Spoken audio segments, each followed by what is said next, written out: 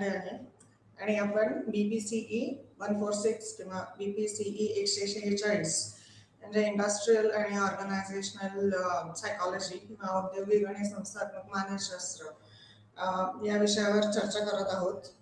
आणि आपण आज दुसरा ब्लॉक बघतोय त्याच्यावर चर्चा करणार आहोत. तर मग ब्लॉक 2 मध्ये कोणते युनिट आहेत तर मग ते कामाची वृत्ती, कामाची प्रेरणा आणि ताणतणाव आणि आनंदी वातावरण. तर आपण आता वैयक्तिक स्तरावरील प्रक्रिया, इंडिव्हिज्युअल प्रोसेसेस याच्यावर BPCE 146 औद्योगिक आणि संस्थात्मक मानसशास्त्र ही चर्चा करणार आहोत. वैयक्तिक स्तरावरील प्रक्रिया या विषयातील. तर आता कामाची वृत्ती, त्याला म्हणता येईल वर्क मोटिवेशन. आणि तर मग कामाची वृत्ती म्हणजे काय असते तर नोकरीचं समाधान हे संस्थात्मक संशोधन आणि लागू सेटिंग्स या दोन्हीमध्ये एक महत्वाचे वृत्तीचे परिवर्तनीय आहे. नोकरीतील समाधान, जॉब सॅटिस्फॅक्शन ही एखाद्या विशिष्ट नोकरीसाठी व्यक्तीची प्रभावी प्रतिक्रिया असते जी इच्छित, अपेक्षित किंवा पात्र असलेल्या वास्तविक परिणामांच्या तुलनेत होते. म्हणजे एखाद्या व्यक्तीला जॉब सॅटिस्फॅक्शन किंवा स्वतःच्या नोकरीबद्दल अभिमान केव्हा वाटतो जेव्हा त्या व्यक्तीची इच्छा जी असते, इच्छा असल्यानंतर अपेक्षा असतात आणि त्या इच्छेप्रमाणे आणि अपेक्षांप्रमाणे कोणतीही व्यक्ती नोकरीचे काम करत असते आणि मग त्या कामाचे वास्तविक परिणाम काय आहेत याच्याबरोबर म्हणजे इच्छा आणि अपेक्षा आणि वास्तविक परिणाम याच्यात तुलना होत असते. ती जर का तुलना केल्यानंतर ती एका समान पातळीवर असेल म्हणजे हे 3 घटक, इच्छा, अपेक्षा आणि वास्तविक परिणाम, हे 3 घटक जर का समांतर असतील तर त्या व्यक्तीला जॉब सॅटिस्फॅक्शन हे असतं. एखाद्या व्यक्तीच्या नोकरीतील समाधानाचा अभ्यास जागतिक किंवा चेहरा समाधान म्हणून केला जाऊ शकतो. तर जागतिक किंवा चेहरा समाधान म्हटल्यानंतर जिकडे नोकरी करतीये ती व्यक्ती, तर मग एखाद्या व्यक्तीच्या नोकरीतील समाधानाचा अभ्यास जागतिक पातळीवर पण करता येतो किंवा मग म्हणजे आता एखादी व्यक्ती जर का जागतिक किंवा ग्लोबल कंपनी म्हणतो आपण, ग्लोबल ऑर्गनायझेशन मध्ये नोकरीला असेल तर मग ते जागतिक पातळीवरच हे होईल. पण जर का नोकरीचं ठिकाण हे म्हणजे ती व्यक्ती काय सरकारी नोकर असेल किंवा म्हणजे देशाला सुद्धा किंवा त्या कंपनीला किंवा त्या ऑफिसला असं म्हणजे व्यक्ती किती काम करतेय आणि किती आणि कसं काम करते आणि ते त्याची तुलना जागतिक किंवा व्यक्तिगत ह्याच्यावर किंवा म्हणजे त्या नोकरीचं ठिकाण, ऑफिस याच्यावर होऊ शकतो. म्हणजे हे 3 घटक, इच्छा, अपेक्षा आणि वास्तविक परिणाम, हे समांतर असले तर त्या व्यक्तीला नोकरीचे समाधान आहे. म्हणजे आधी व्यक्ती स्वतःच्या इच्छा, अपेक्षा आणि नोकरीच्या ठिकाणाचे, माझ्या कष्टाचे वास्तविक परिणाम काय आहेत हे याच्यामध्ये तुलना करते. म्हणजे इकडे व्यक्तिगतच पातळी आहे. तर हे तिन्ही समांतर असेल त्या व्यक्तीच्या दृष्टिकोनातून तर त्या व्यक्तीला नोकरीचं समाधान आहे. आणि नोकरीतील म्हणजे फक्त व्यक्तीच नाही तर ऑफिस म्हणा किंवा त्या व्यक्तीचे जे साहेब असतील ते सुद्धा तुलना करतच असतात. म्हणजे कसली तुलना करत असतात ते, तर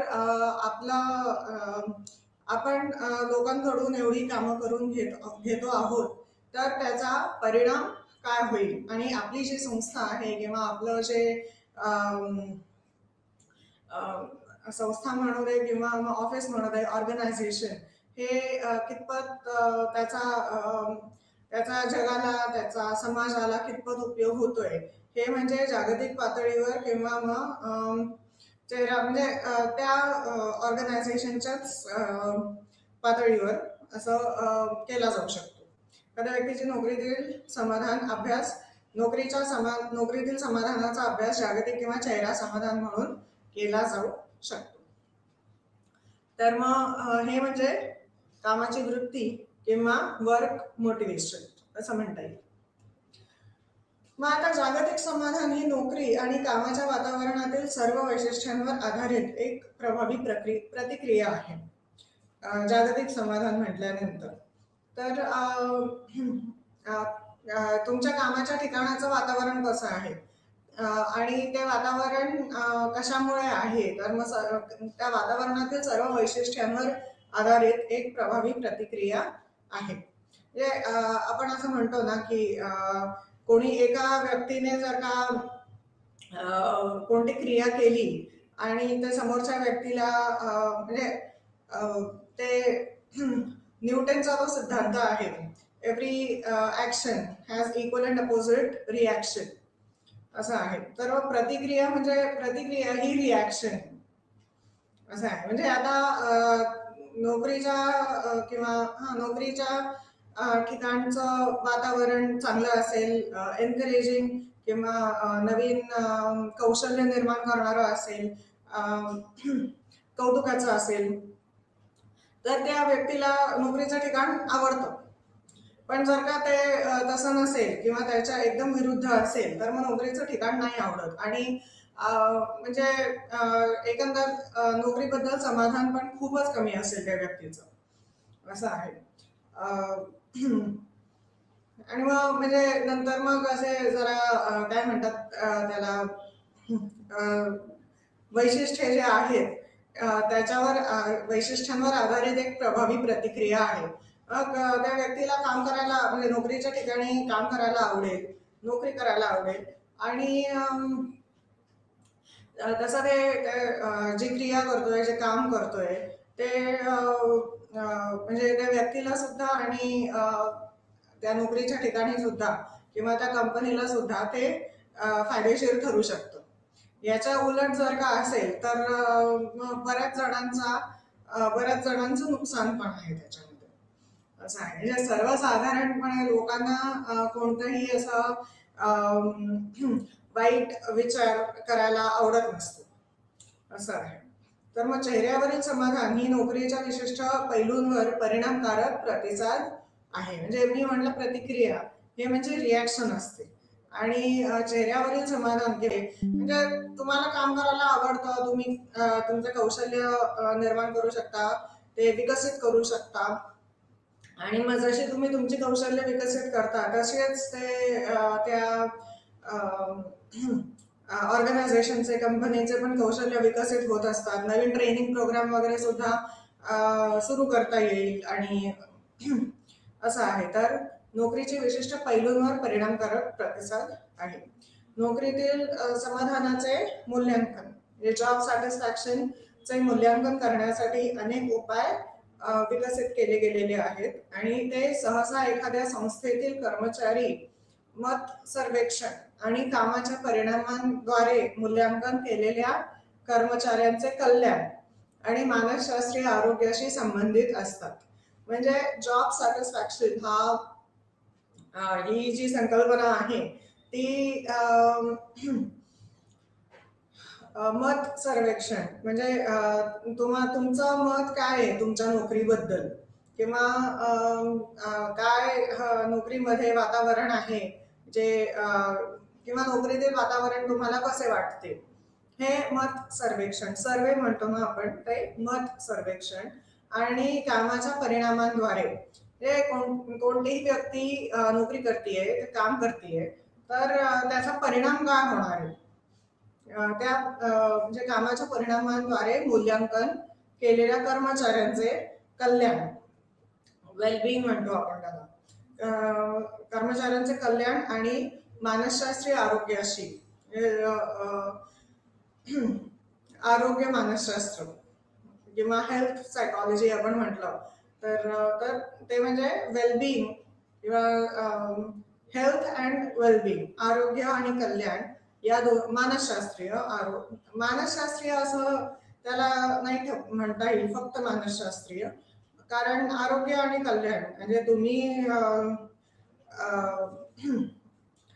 तुम्ही जेव्हा काम करत असता तेव्हा तुमचं मन आणि फिजिओलॉजिकल सायकॉलॉजी आणि हेल्थ सायकॉलॉजी असं दोन्ही आहे. म्हणजे तुम्ही तुमच्या आरोग्याकडे बघितलं तरच तुम्ही काम करू शकता, असं आहे. कोणाला तरी लागलेलं आहे, डोकं दुखतंय, मग काम नाही नीट होणार. तर मग ते फक्त मानसशास्त्रीय असं नाही आहे. हेल्थ अँड वेलबिंग, तर मग आरोग्य आणि कल्याण या दोन्हीशी संबंधित आहे. आणि काय संबंधित आहे, तर मग कोणतीही व्यक्ती काम करते त्या कामाचा परिणाम काय आहे, परिणामांद्वारे मूल्यांकन केले जाते. आणि कसले मूल्यांकन केले जाते, तर ते नोकरीतील समाधान, जॉब सॅटिस्फॅक्शन चे मूल्यांकन, म्हणजे नोकरीतील समाधान हे याचं मूल्यांकन केलेलं जात असतं. कर्मचाऱ्यांचे कल्याण आणि मानसशास्त्रीय आरोग्याशी संबंधित जे असतं ते, आणि परिणामांशी सुद्धा. आता वैयक्तिक आणि कामाच्या परिस्थितीच्या वैशिष्ट्यांसह नोकरीच्या समाधानाचे अनेक भविष्य सूचक आहेत. संघटनात्मक बांधिलकीची व्याख्या, ऑर्गनायझेशनल सिटिझनशिप बिहेवियर, संघटनात्मक बांधिलकी, ऑर्गनायझेशनल सिटिझनशिप. तर मग संघटनात्मक बांधिलकीची व्याख्या संपूर्णपणे संस्थेबद्दलच्या व्यक्तीच्या भावना म्हणून केली जाते. म्हणजे नोकरीच्या ठिकाण तुम्हाला कसं वाटतं तुमचं, तर मग तसंच ते ही संघटनात्मक बांधिलकीची व्याख्या जी आहे ती संस्थेबद्दलच्या व्यक्तीच्या भावना म्हणून केली जाते. एखाद्या कर्मचाऱ्याचा एखाद्या संस्थेशी असलेला तो मानसशास्त्रीय बंध आहे, बॉन्डिंग म्हणतो आपण ते, जो संबंधित असल्याचे आढळून आलेले आहे. म्हणजे संस्थेशी असलेला तो मानसशास्त्रीय बंध जो आहे तो कशावर संबंधित आहे, तर ते म्हणजे ध्येय आणि मूल्य एकरूपता, वर्तणुकीशी संबंधित गुंतवणूक. म्हणजे ध्येय आणि मूल्य एकरूपता, ते व्यक्तीचे पण ध्येय असतील आणि संस्थेचे पण ध्येय जर का एकरूप असतील, ध्येय आणि मूल्य, ही एक बाजू आहे. आणि त्या व्यक्तीचे स्वतःचे ध्येय आणि त्याच व्यक्तीचे मूल्य, म्हणजे तसं काय म्हणता येईल त्याला, की हे जे ध्येय आणि मूल्य दोन्ही संकल्पना ज्या आहेत ना, त्या व्यक्तीला सुद्धा लागू होतात आणि संस्थेला सुद्धा लागू होतात. तर या दोन्हीतील समानता हे जर का जास्त असेल तर एखाद्या कर्मचाऱ्याचे एखाद्या संस्थेशी ते म्हणजे तो मानसशास्त्रीय बंध व्यक्ती आणि संस्था तो जास्त घट्ट असतो असं म्हणता येईल. आणि वर्तणुकीशी संबंधित गुंतवणूक, वर्तणूक म्हणजे इतरांशी वागणं बोलणं, इतरांशी बोलणं चालणं वगैरे असं आहे. म्हणजे त्या संस्थेमध्ये एकाच व्यक्तीची संस्था कधी नसते, संस्था जी असते ती एकापेक्षा जास्त व्यक्तींची असते. आणि वर्तणुकीशी संबंधित गुंतवणूक हे बाकीचे कर्मचारी त्या व्यक्तीबरोबर कसे वागतात हे पण आहे. आणि कर्मचारी म्हटल्यानंतर मग त्या व्यक्तीचे साहेब पण आले आणि म्हणजे त्याच्या बरोबरचे जे काम करणारे आहेत, नोकरी करणारे आहेत ते पण आले. असं आहे. तर मग एखाद्या कर्मचाऱ्याचे एखाद्या संस्थेशी असलेले तो मानसशास्त्रीय बंध आहे, जो संबंधित असल्याचे जो म्हणजे कशावर संबंधित आहे, तर ध्येय आणि मूल्य एकरूपता आणि वर्तणुकीशी संबंधित गुंतवणूक. आणि फक्त आता वर्तणुकीशी संबंधित गुंतवणूक म्हणतोय आपण, तर मग ती व्यक्ती स्वतः सुद्धा कशी वागतीये बाकीच्यांशी, साहेबाशी पण कशी वागते, आणि त्या व्यक्तीबरोबरचे जे सहकारी आहेत त्या सहकाऱ्यांची सुद्धा कशी वागते. तर ध्येय आणि मूल्य एकरूपता म्हणजे व्यक्तीचे आणि संस्थेचे ध्येय आणि मूल्य याच्यात एकरूपता जास्त असली की मग म्हणजे त्या व्यक्तीचा पण विकास होतो आणि त्या संस्थेचा पण विकास होतो, असं आपल्याला बरीच शक्यता आहे विकासाची. आणि वर्तणुकीशी संबंधित गुंतवणूक म्हणजे सहकारी आणि साहेब त्या व्यक्ती बरोबर आणि ती व्यक्ती सहकारी आणि साहेब यांच्या बरोबर कशी वागते.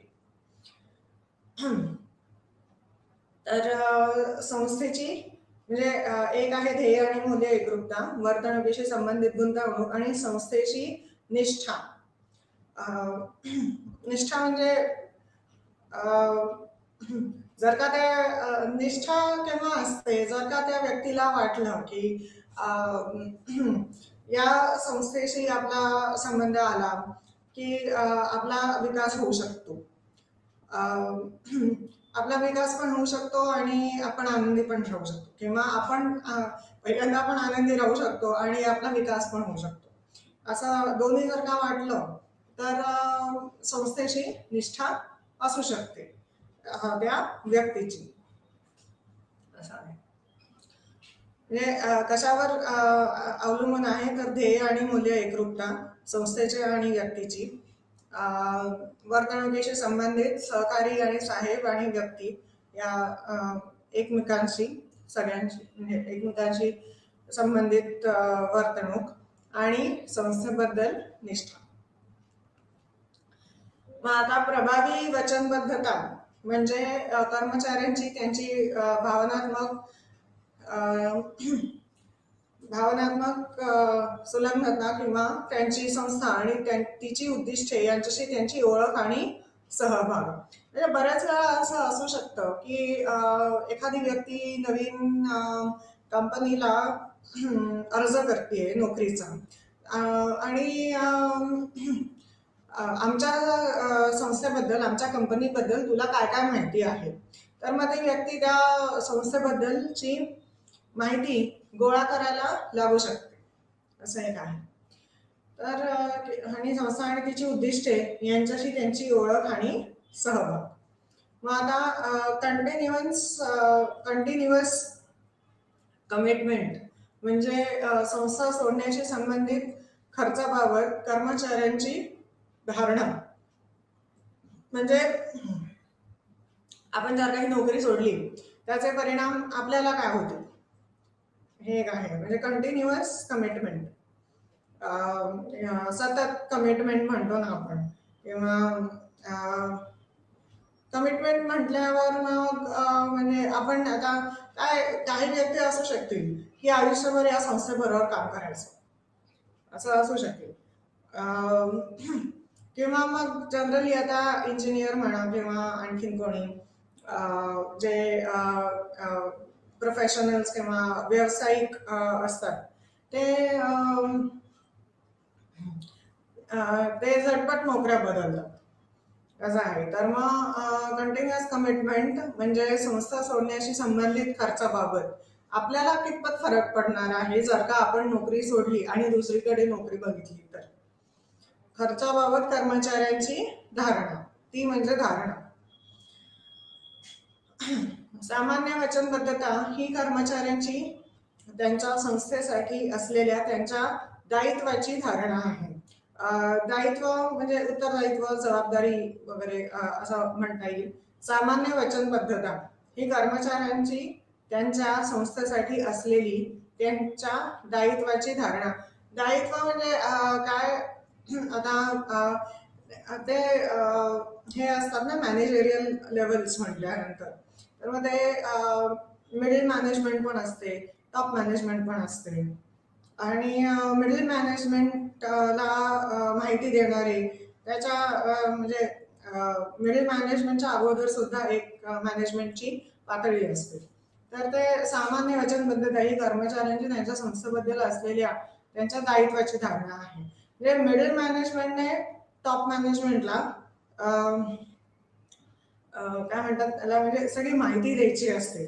कोणी कोणतं कसं काम केलं आणि त्याचा फायदा संस्थेला कितपत झाला, असं आहे.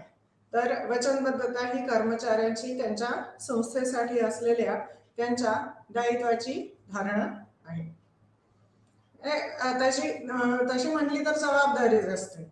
माहिती देणं, आपल्या साहेबाला माहिती देणं, म्हणजे आपल्या वरच्या साहेबाला माहिती देणं हे जबाबदारी असते किंवा दायित्व असतं. संस्थात्मक नागरिकत्व वर्तणूक एखाद्या कर्मचाऱ्याच्या त्याच्या किंवा तिच्या कराराच्या कार्याचा भाग नसलेली अतिरिक्त नोकरी करण्यासाठी स्वैच्छिक वचनबद्धता दाखवण्याच्या प्रवृत्तीचा संदर्भ देते. आणि ते म्हणजे ऑर्गनायझेशनल सिटिझनशिप बिहेवियर म्हणून मग ते OCB असं म्हटलं गेलंय. तर संस्थात्मक नागरिकत्व संस्थात्मक ऑर्गनायझेशन, नागरिकत्व, सिटिझनशिप, वर्तणूक, बिहेवियर. एखादा कर्मचारी म्हणजे आपण एक कार्य केलेलं आहे आणि ते कार्य जरी केलं आपण, ते संस्थेच्या लक्षात आलेलं आहे आणि त्या कार्याबद्दल आपल्याला काही मोबदला वगैरे नसला तरी चालेल, किंवा स्वैच्छिक म्हटल्यावर ते व्हॉलेंटरी असू शकतं. तर स्वैच्छिक म्हणजे व्हॉलेंटरी. कर्मचाऱ्याच्या त्याच्या किंवा त्याच्या कराराच्या कार्याचा म्हणजे हे केलंच पाहिजे असं काही कुठे त्या कर्मचाऱ्याला सांगितलं गेलेलं नाही, किंवा सांगितलं गेलेलं नाहीये, किंवा म्हणजे तो त्याच्या म्हणजे कार्याचा भाग नाहीये. त्या कर्मचाऱ्याचा कार्याचा भाग त्या संस्थेसाठी तो नाहीये. तिच्या कराराच्या कार्याचा भाग नसलेली अतिरिक्त नोकरी करण्यासाठी स्वैच्छिक वचनबद्धता दाखवण्याची प्रवृत्तीचा संदर्भ देते. आणि ते काय म्हणजे OCB किंवा संस्थात्मक नागरिकत्व वर्तणूक, ऑर्गनायझेशनल सिटिझनशिप बिहेवियर. मग आता OCBचे किंवा संस्थात्मक नागरिकत्व वर्तणुकाचे प्रकार काय आहेत, तर ते सौजन्य, परोपकार, क्रीडा कौशल्य, विवेकशीलता, नागरी सद्गुण. म्हणजे माझी संस्था खूप छान आहे, मला त्या संस्थेबद्दल अभिमान वाटतो, मला माझ्या नोकरीच्या ठिकाणाचा अभिमान वाटतो, असं एक आहे. जर नागरी सद्गुण म्हणजे सिटिझनशिप बिहेवियर. उच्च OCB कर्मचारी उच्च पातळीची कामगिरी दाखवतात आणि त्यांच्या कार्यांवर चांगले नियंत्रण ठेवत असतात.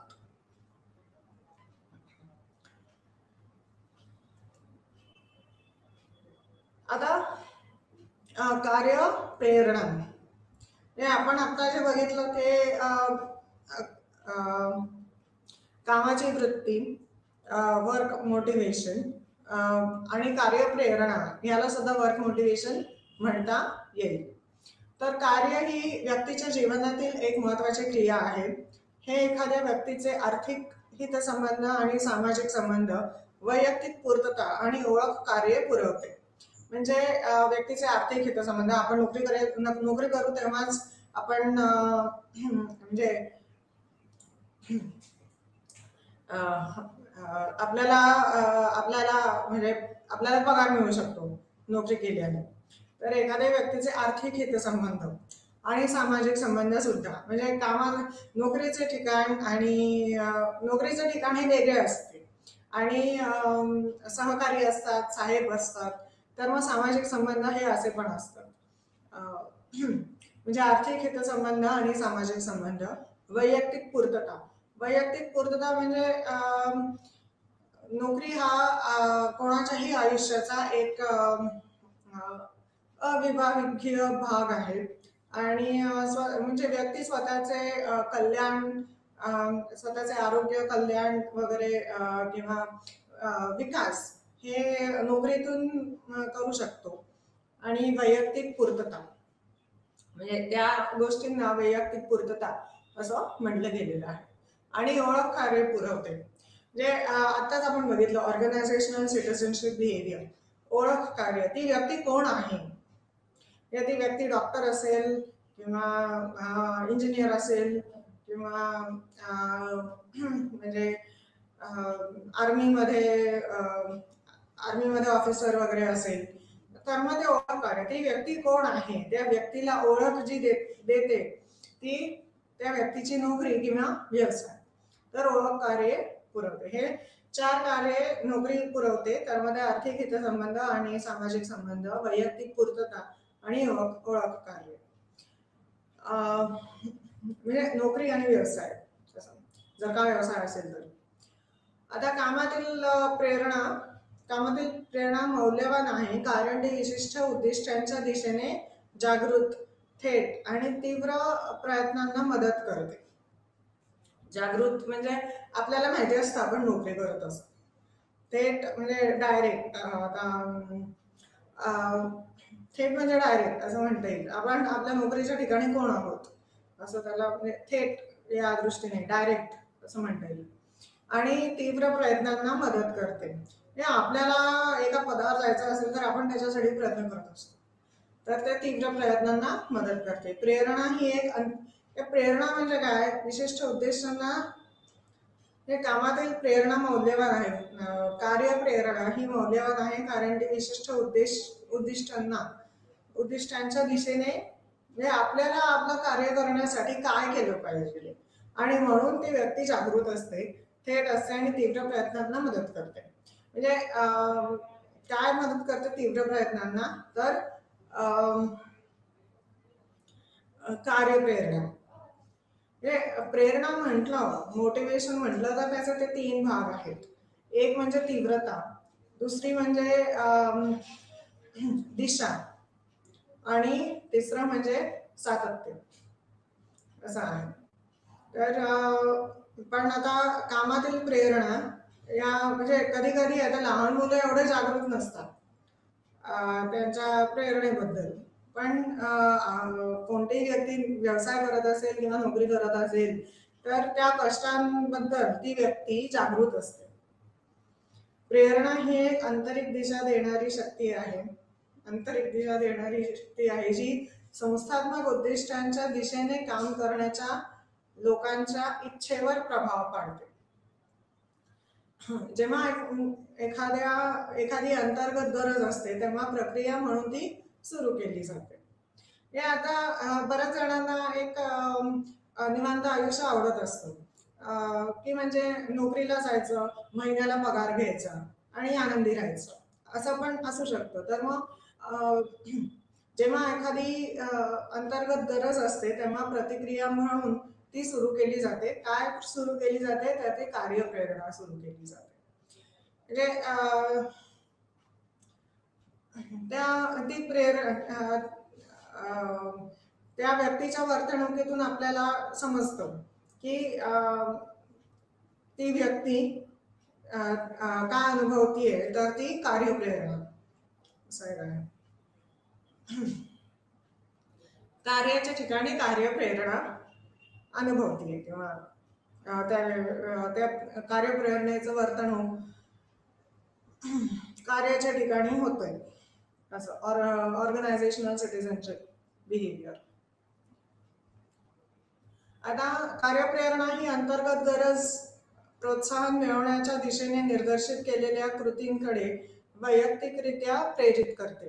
कामाच्या ठिकाणी प्रेरणा ही गरजा, चालना आणि उद्दिष्टे आणि प्रोत्साहनांबद्दल जागरूकता यांची एक जटिल प्रक्रिया आहे. म्हणजे गरजा काय आहेत, चालना म्हणजे दिशा, आणि उद्दिष्ट काय आहे, आपण का कार्य करतोय, आणि प्रोत्साहनांबद्दल म्हणजे प्रोत्साहन म्हटल्यानंतर इन्सेंटिव्ह म्हणतो ना आपण, जर का आणि जास्त करून ते मार्केटिंगच्या लोकांना जास्त लागू होतं की कोणतीही वस्तू विकायची आहे आणि या एका आकड्यापेक्षा जास्त विकल्या गेल्या तर त्याचा मोबदला मिळू शकतो. तर उद्दिष्ट आणि प्रोत्साहनांबद्दल जागरूकता यांची एक जटिल प्रक्रिया आहे. हे सर्व कर्मचाऱ्यांना प्रयत्न करण्यास प्रवृत्त करते. परिणाम केवळ तेव्हाच घडतात जेव्हा प्रेरित कर्मचाऱ्यांना कामगिरी करण्याची संधी दिली जाते आणि जेव्हा त्यांच्याकडे असे करण्याची संसाधने असतात, म्हणजे साधने आणि क्षमता असते, रिसोर्सेस आणि कॅपेबिलिटी असते. जेव्हा एखादा कर्मचारी उत्पादक असतो आणि संस्था त्याची दखल घेते तेव्हा पुरस्कारांचे वितरण केले जाते. म्हणजे पुरस्कार मग ते प्रमोशन असू दे किंवा मग इन्सेंटिव्ह असू दे किंवा मग म्हणजे एक ट्रॉफी असू दे, सर्टिफिकेट असू दे, पुरस्कार काय पाहिजे हे ती संस्था ठरवत असते. याचा परिणाम, कार्यप्रेरणेचा परिणाम कर्मचाऱ्यांच्या मूळ गरजा आणि ड्राईव्हच्या समाधानामध्ये होतो. असे अनेक हेतू आहेत ज्यांचे प्राथमिक, माध्यमिक, आंतरिक आणि बाह्य असे वर्गीकरण केले जाऊ शकते. कामाच्या प्रेरणेचा भारतीय दृष्टिकोनही आहे आणि तो आपण चर्चा करणार आहोत. म्हणून काम ही एक मानवी क्रिया आहे ज्यामध्ये शारीरिक किंवा मानसिक परिश्रमांचा समावेश आहे, जो केवळ आनंदासाठी केला जात नाही आणि त्याचे आर्थिक मूल्य पण आहे.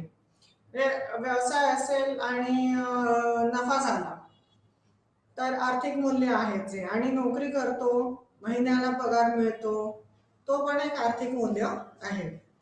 प्रेरणा ही अशी कोणतीही गोष्ट आहे जी एखाद्या व्यक्तीला किंवा एखाद्या जीवाला कृतीत आणते.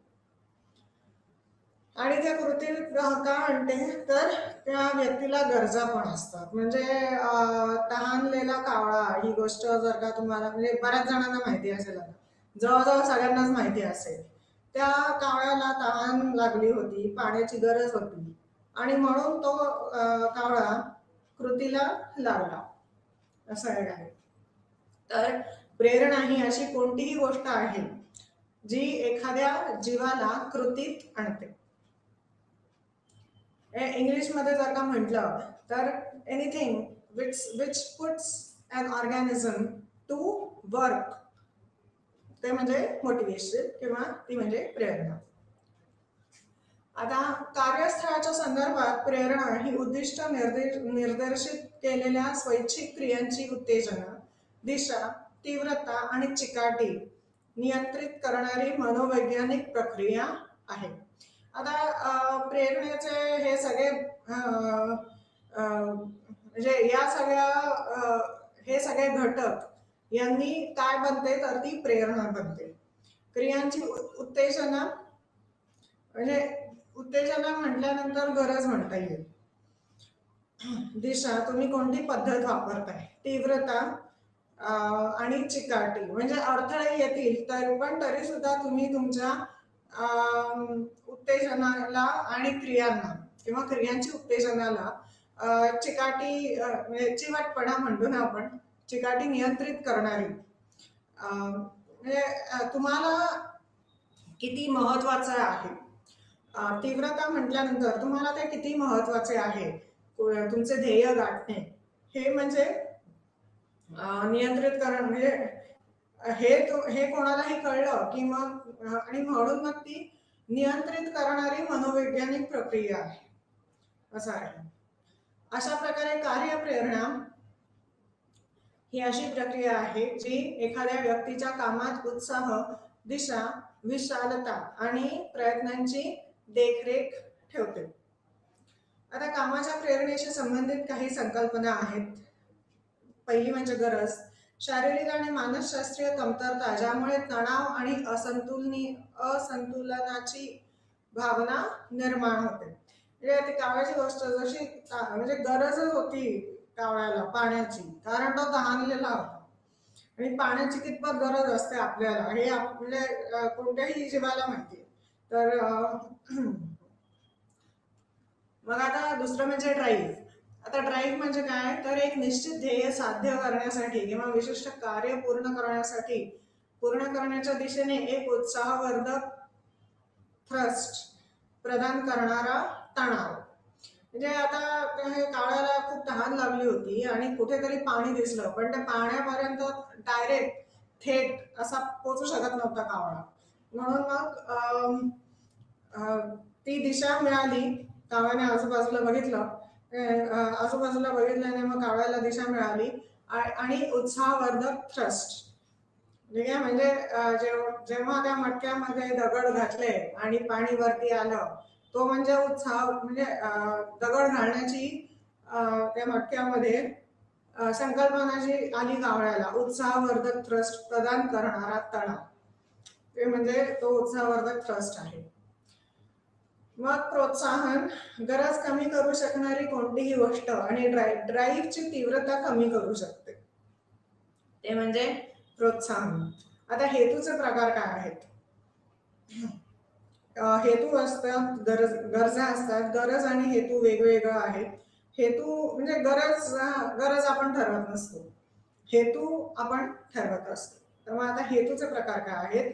प्राथमिक हेतू, अशिक्षित शारीरिक गरजा ज्या जीवनाच्या मूलभूत गरजांमधून उद्भवतात आणि त्या मानवी जातीच्या अस्तित्वासाठी महत्वाच्या आहेत, म्हणजे प्राथमिक हेतू.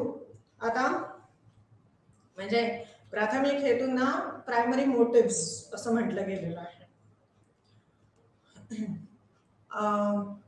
मग दुय्यम हेतू किंवा सेकंडरी मोटिव्स, शिकलेले सामाजिक हेतू जे इतर लोकांशी परस्पर संवादाच्या परिणामी उद्भवतात, म्हणजे परस्पर संवाद साधले जातात आणि त्याचा परिणाम म्हणजे दुय्यम हेतू उद्भवतात आणि ते लोक प्रौढ होतात म्हणून विकसित होतात. मग स्वतःचं वास्तविकीकरण, तर मॅस्लोच्या पदानुक्रमातील सर्वोच्च गरज श्रेणी जी एखाद्याची पूर्ण क्षमता विकसित करते, एखाद्याची क्षमता वाढवणे आणि एक चांगली व्यक्ती बनणे याबद्दल चिंता करते, ते म्हणजे स्वतः वास्तविकीकरण. आता प्राथमिक आणि दुय्यम हेतू जर का म्हटलं तर ते बऱ्याच वेळा नोकरी आणि व्यवसाय याच्यावरच अवलंबून असतात.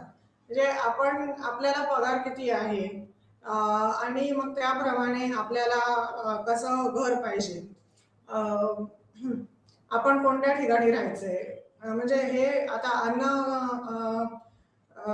छत्र आणि निवारा हे प्राथमिक हेतू आहेत आणि ते म्हणजे प्राथमिक हेतू सुद्धा नोकरीशी संबंधित आहेत असं आहे. मग चौथा हेतू म्हणजे स्वायत्तता, तर किंवा ऑटोनॉमी म्हणता येईल त्याला. नोकरी कर्मचाऱ्यांना त्यांच्या कामाचे वेळापत्रक आणि ते पूर्ण करण्यासाठी वापरल्या जाणाऱ्या कार्यपद्धती निश्चित करण्यासाठी स्वातंत्र्य आणि विवेक देते. तो कोणता हेतू देतो ती म्हणजे स्वायत्तता. म्हणजे स्वायत्तता हेतू हे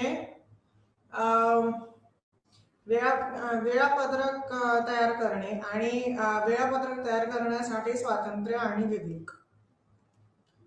मग आता प्रेरणाचे प्रकार काय आहेत, तर ते बाह्य प्रेरणा, एक्सटर्नल मोटिव्स किंवा एक्सटर्नल मोटिवेशन असं. व्यक्तीसाठी बाह्य घटकांद्वारे प्रोत्साहन दिलेली प्रेरणा आणि पार पाडल्या जाणाऱ्या कार्याशी संबंधित नाही. आणि उदाहरण म्हणजे मासिक पगार. तर बऱ्याच वेळा नोकरी करतात लोक कारण पगार मिळत असतो, त्या पगारातून आपण बाह्य प्रेरणा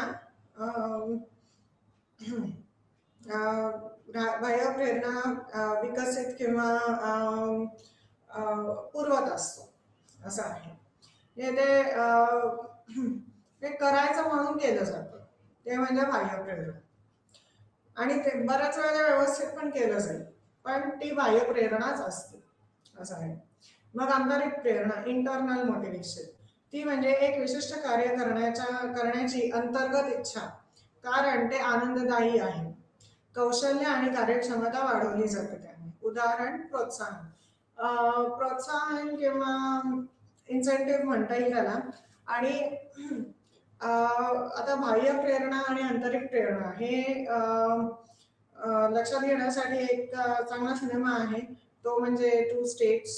आणि त्याच्यामध्ये डायलॉग पण आहे की अपने लिए काम कर रहे हो किंवा अपने लिए काम करना चाहते हो. ते म्हणजे आंतरिक प्रेरणा. कारण एखादं कार्य केलं आपण तर तो आपल्याला आनंद मिळत असतो असं आहे. आणि आपल्याला जेव्हा आनंद मिळतो तेव्हा आपली कौशल्य वाढतात. आणि बाह्य प्रेरणा म्हणजे काय, एक प्रेझेंटेशन तयार करायचं असतं आणि होणारा जावई ते प्रेझेंटेशन निर्माण करून देतो.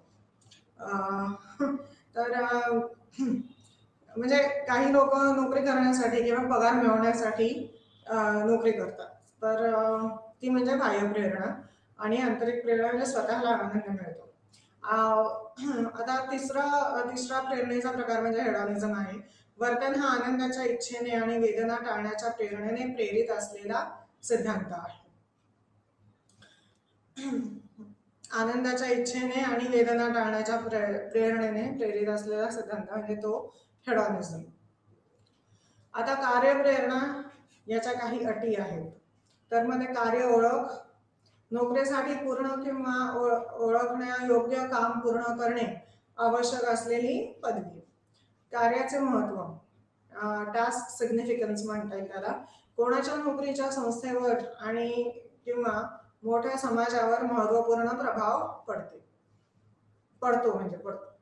फीडबॅक माहिती जी लोकांना त्यांच्या वर्तनाच्या परिणामांबद्दल मिळते.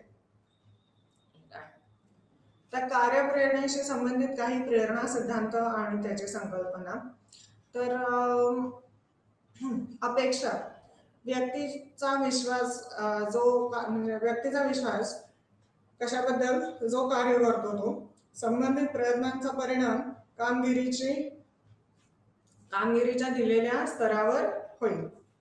आता उपकरणे, विशिष्ट कार्य प्रदर्शन पातळी विशिष्ट परिणाम किंवा पुरस्कारांकडे नेईल असा व्यक्तीचा विश्वास. आपण एका पद्धतीने काम केलं की मग आपल्याला पुरस्कार मिळेल असं एक म्हणजे अशी अपेक्षा म्हणजे उपकरणे. आणि बॅलन्स म्हणजे काय, त्याची तीव्रता म्हणता येईल त्याला. अपेक्षित समाधान किंवा असंतोष जो एखाद्या व्यक्तीला एखाद्या परिणामाप्रती वाटतो. पुन्हा तोच सिनेमा मी सारखा म्हटला, प्रेझेंटेशन तयार करून द्यायचं असतं पण आणखीन वेगळंच कोणीतरी प्रेझेंटेशन करणार असतं. तर तो म्हणजे बॅलन्स. या सर्व संकल्पना ब्रूमच्या अपेक्षा सिद्धांतातील आहेत. ब्रूमने एक अपेक्षा सिद्धांत दिलेला आहे. आता प्रेरणा सिद्धांत काय आहे. प्रेरणा सामग्रीचे सिद्धांत लोकांच्या गरजा आणि त्यांच्या संबंधित शक्ती आणि या गरजा पूर्ण करण्यासाठी ते ज्या ध्येयांचा पाठपुरावा करतात त्या ओळखण्याशी संबंधित आहेत. तर मग ते आहेत मॅस्लोचा गरजांचा पदानुक्रमे सिद्धांत. मानवांना अनेक गरजांनी प्रेरित केले आणि या गरजा श्रेणीबद्ध क्रमाने अस्तित्वात असतात. तर मग ही म्हणजे ती श्रेणी आहे. सर्वात पहिले जे येतात ते प्राथमिक गरजा, नंतर सुरक्षित गरजा, तिसरं म्हणजे सामाजिक गरजा, चौथा जो येतो तो म्हणजे एस्टीम, म्हणजे व्यक्ती स्वतःला किती प्रेम करते. आणि तशीच अपेक्षा म्हणण्यापेक्षा सुद्धा म्हणजे शिव खेराचं एक वाक्य आहे की तुम्ही लोकांना जसे वागवा, तुम्ही लोकांना कसे वागवा जसं तुम्हाला वाटतं तुम्हाला लोकांनी वागवावं. ते म्हणजे एस्टीम नीड्स म्हणता येतील त्याला. आणि बऱ्याच वेळा म्हणजे जे लोक जरा त्रास देतात किंवा चिडवतात किंवा भांडणं करतात त्यांच्या म्हणजे ते स्वतःवर फारसं प्रेम करत नसतात असं एक थोडंसं म्हणता येईल. त्यांची एस्टीम खूप कमी असते, सेल्फ एस्टीम. ज्यांची सेल्फ एस्टीम खूप चांगली असते ते म्हणजे दुसऱ्यांना म्हणजे कधी कधी असं म्हटलं गेलेलं म्हणजे प्रत्येक स्तरावरच म्हटलं गेलेलं, वैयक्तिक स्तरावर सुद्धा आणि सामाजिक स्तरावर सुद्धा, की दुसऱ्यांना मोठेपणा द्यायचा असतो. आणि तुम्ही दुसऱ्यांना मोठेपणा केव्हा द्याल, जेव्हा तुम्ही स्वतःच्या मते मोठे मानाल तेव्हा. असं आहे ते. मग या 4 ज्या आहेत त्या गरजा आहेत आणि वरच्या 4 आहेत त्या विकासाच्या, म्हणजे ते विकासाच्या श्रेणी आहेत किंवा विकासाच्या पातळी आहेत. आता कॉग्निटिव्ह नीड्स म्हटल्यानंतर ते संज्ञात्मक आले. आता शास्त्रज्ञ, चित्रकार वगैरे हे संज्ञात्मक गरजा असतात. सौंदर्य गरजा असतात. मग सौंदर्य गरजा मग ते गाणं, नृत्य, चित्रकार किंवा हे कोणत्याही, म्हणजे जास्त करून सौंदर्यशास्त्र जे आहे ते प्रत्येक बाबतीत, प्रत्येक वस्तूमध्ये किंवा प्रत्येक बाबतीतच एक दृष्टिकोन म्हणता येईल त्याला. तर साधारणपणे समतोल दृष्टिकोनाची गरज असते, ते म्हणजे सौंदर्यशास्त्र. सेल्फ ऍक्च्युअलायझेशन म्हणजे म्हणजे स्वतःच जाणणे स्वतःला. आणि सेल्फ ट्रान्सेंडन्स म्हणजे एक असे वेगळे अनुभव घेणे. संत तुकाराम सिनेमा जर का बघितला किंवा शेवटी एक विमान येतं ना संत तुकारामाला न्यायला, तर मग ते भक्तीतून वगैरे असे येऊ शकते. म्हणजे साधारणपणे संत समाज जो आहे त्यांना सर्वात वरची श्रेणी जी आहे, वरची पातळी जी आहे ती म्हणजे अनुभवता येते. आध्यात्मिक अनुभव असं म्हणता येईल. ट्रान्सेंडन्स, आध्यात्मिक अनुभव असं आहे. आणि फक्त स्वतःलाच आले पाहिजेत आध्यात्मिक अनुभव असं नाही आहे. बाकीच्यांना, म्हणजे स्वतःला येतात म्हणून तुम्ही बाकीच्यांना देऊ शकता किंवा दुसऱ्यांना एकंदर मदत करणे. एक समाजामध्ये समाजामध्ये तुम्ही महत्वाचे ओळखणे जाऊ शकता. ही म्हणजे मॅस्लोची श्रेणी आहे. पहिल्या 4 ज्या आहेत त्या गरजा आहेत आणि वरच्या 4 ज्या हिरव्या रंगात आहेत त्या म्हणजे विकास घडवून आणणाऱ्या गरजा आहेत. असं आहे. आता दुसरा सिद्धांत प्रेरणेचा, तो म्हणजे आल्डरफरचा अर्ग सिद्धांत. अर्ग म्हणजे ERG. तर मुख्य गरजांचे 3 गट आहेत: अस्तित्व, एक्झिस्टन्स, संबंध, रिलेटेडनेस, आणि वाढ म्हणजे ग्रोथ. म्हणून मग ते ERG, अर्ग म्हटलंय त्याला.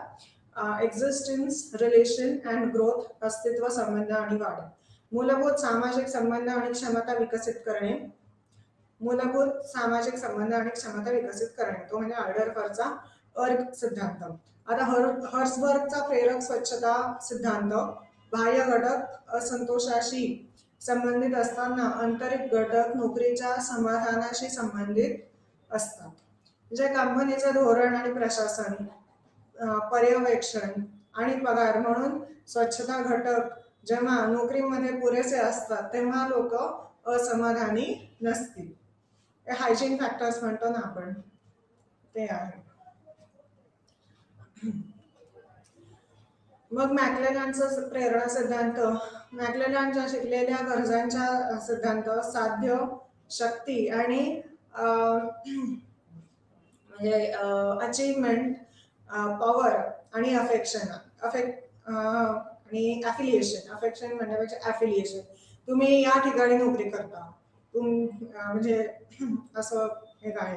किंवा तुम्ही नागरिक कुठचे आहात, हे सगळं संलग्नता, असं या 3 महत्वाच्या गरजा आहेत ज्या प्रेरणा स्पष्ट करण्यात मदत करतात.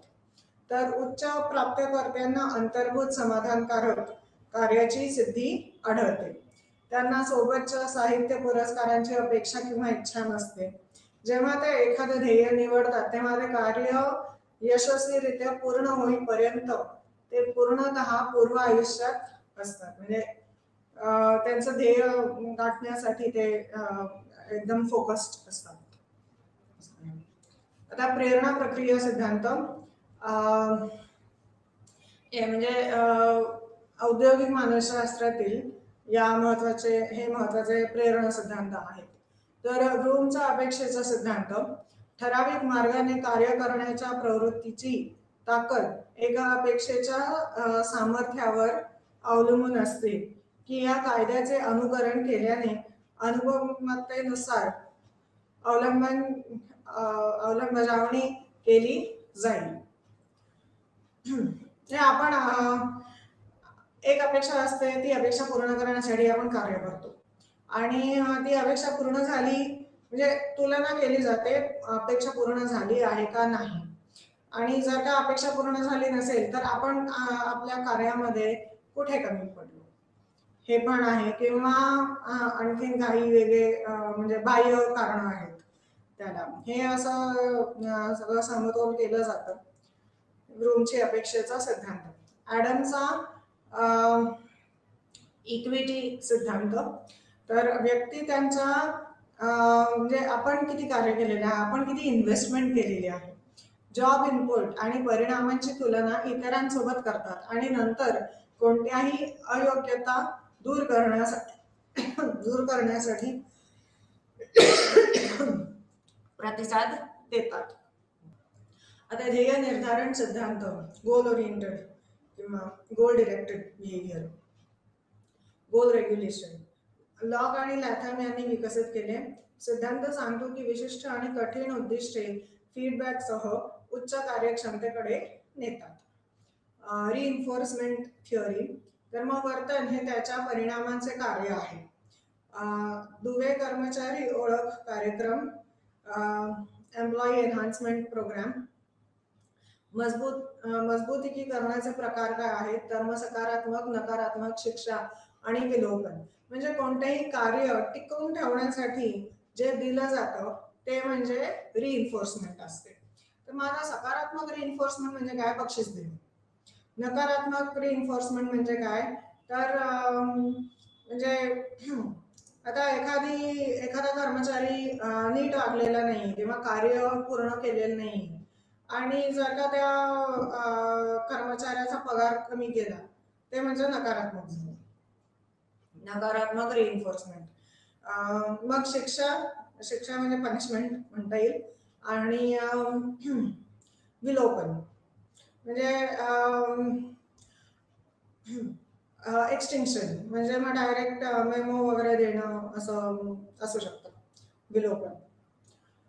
मग मजबूती म्हणजे विलोपनाला एक्सटिंक्शन असं पण म्हणता येईल. आणि आपण BPCC 131 मध्ये लर्निंग मध्ये वगैरे याची चर्चा केलेली आहे रिइन्फोर्समेंटची.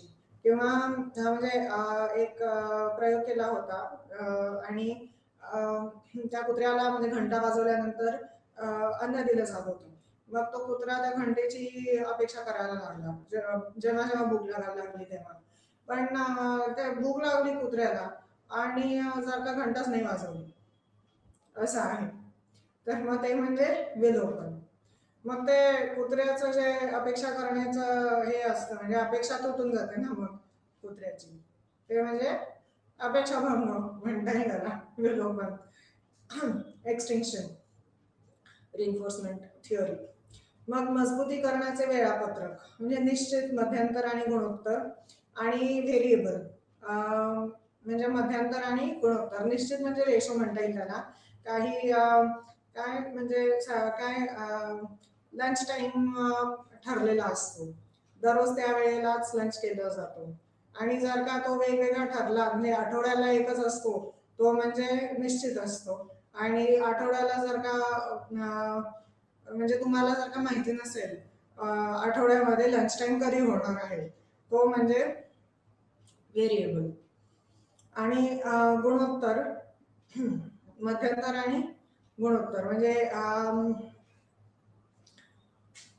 गुणोत्तर म्हटल्यानंतर रेशो म्हणता येईल त्याला, रेशो आणि इंटरवल असं. आता काय निश्चित गुणोत्तर केव्हा असतं, जेव्हा त्या कुत्र्याला काही 3 वेळा घंटा वाजवली आणि 3 वेळा घंटा वाजवली नंतरच अन्न दिलं गेलं, तर ते म्हणजे निश्चित गुणोत्तर राहतं. आणि व्हेरिएबल गुणोत्तर जे त्या कुत्र्याला अन्न द्यायचं आहे तर एकदाच वाजवली आणि मग अन्न दिलं, मग नंतर 5 वेळा वाजवली आणि मग अन्न दिलं, ते म्हणजे व्हेरिएबल गुणोत्तर. तर मजबुतीकरणाचे वेळापत्रक, तर ते निश्चित आणि व्हेरिएबल, मध्यांतर आणि गुणोत्तर. आता प्रेरणाचे भारतीय दृष्टिकोन काय आहे? भगवद्गीता आणि वेदांच्या रूपात शास्त्रांमध्ये प्रेरणाची संकल्पना आढळते. नवबौद्ध आणि जैन धर्माने प्रभावित वैदिक विद्वान आहे. मानवांमध्ये प्रेरणा देणारे घटक काय आहेत? तर धर्म, अर्थ, काम आणि मोक्ष. मानवांच्या कृती त्यांच्या इच्छेनुसार मार्गदर्शन करतात.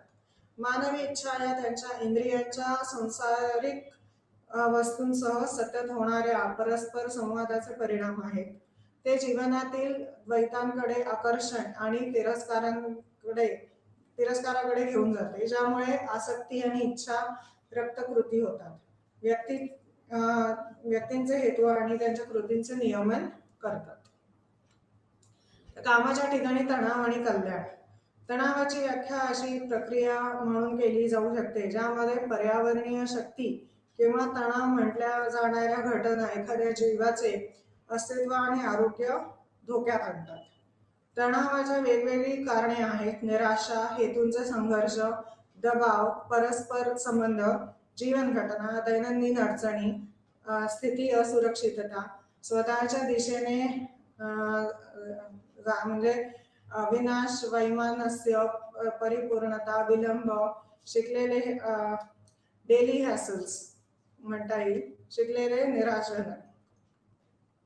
तणावाचे परिणाम काय होतात आरोग्यावर? शारीरिक आजार, गॅस सिंड्रोम, उच्च रक्तदाब, चिडचिड, अस्थमा, अंतस्राव, बिघडलेले कार्य, हायपरथायरॉइडिझम, चिंता, नैराश्य, अस्वस्थता, अशक्तपणा. कार्यप्रदर्शन आणि उत्पादन क्षमतेवर, संज्ञात्मक कार्य, स्मरणशक्ती, लक्ष आणि एकाग्रता, जटिल परिस्थितींचे विलक्षण, तंत्रज्ञानावर नकारात्मक प्रभाव. कार्यप्रदर्शन आणि उत्पादन क्षमतेवर वेगळा परिणाम, नेगेटिव्ह परिणाम करतात. आता यर्क्स-डॉडसन कायदा आणि इन्व्हर्टेड यू आकार वक्र हायपोथेसिस. आता हा ग्राफ काय दाखवतो, तर जेव्हा तुम्हाला योग्य ते म्हणजे जेवढं पाहिजे तेवढंच जर का अस्वस्थता असेल तरच तुमचं कार्य एकदम उच्च क्षमतेवर असतं. जेव्हा फारच कमी अस्वस्थता असेल किंवा अस्वस्थता नसेलच तर तुमचे कार्य फारच कमी राहते, आणि फारच अस्वस्थता असेल तरी पण तुमचे कार्य खूपच कमी राहते. जेवढी गरजेची तेवढीच अस्वस्थता असेल तर तुमचं कार्य एकदम उच्च पातळीवर असतं. हा म्हणजे यर्क्स-डॉडसन लॉ. जास्त करून खेळाडूंमध्ये वापरला जातो हा, पण बाकी ठिकाणी सुद्धा म्हणजे आपल्याला सुद्धा लागू होतो, सर्वसामान्य लोकांना सुद्धा लागू होतो. आता आंतरवैयक्तिक संबंधावर तणावाचा प्रभाव. नोकऱ्या आणि कामासंबंधित क्रियाकलाप अधिकाधिक क्लिष्ट होत आहेत. कामावर आलेला ताणही जास्त असतो आणि त्यामुळे व्यक्तीच्या व्यक्ती जीवनावरही परिणाम होऊ शकतो. व्यक्ती संरक्षण यंत्रणा आणि भावना केंद्रित सामना करण्याच्या धोरणांचा वापर करू शकते. बऱ्याचशा व्यक्ती त्यांचा तणाव कमी करतात आणि त्यांच्याशी व्यवहार करत नाहीत किंवा ते व्यक्ती करत नाहीत. त्यामुळे व्यक्तींमध्ये एस्केप वर्तन विकसित होऊ शकते, ज्यामुळे परस्पर संघर्ष होऊ शकतो. वेळेचे व्यवस्थापन, टाइम मॅनेजमेंट, संज्ञात्मक पुनर्रचना, कॉग्निटिव्ह रिस्ट्रक्चरिंग म्हणता येईल याला. माइंडफुलनेस, तुम्ही वास्तविकता किती म्हणजे जागरूक आहात, आणि बायोफीडबॅक आणि शिष्टमंडळ. दुसऱ्याला काम सोपवणे, डेलिगेशन म्हणता येईल याला.